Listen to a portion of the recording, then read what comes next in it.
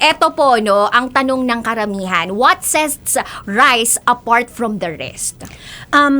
Rise is not a classical ballet performance. It is a neoclassical ballet performance. Kasi ako yung nag-choreograph ng La Traviata, which is Wow. the second half of the show.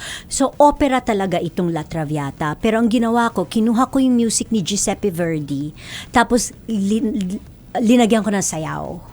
And kinukwento ko yung opera sa pamamagitan ng sayaw. At kakantahin din ito ng mga opera singers live. And then ang first half, of course, it's a pop ballet. So merong OPM dyan, mayroong songs in English and in Filipino. Very proud ako sa isang spot number na Be My Lady with the orchestra. Tapos ang ginawa kong mga ladies dun sa Be My Lady ay lahat ng mga classical ballerina roles.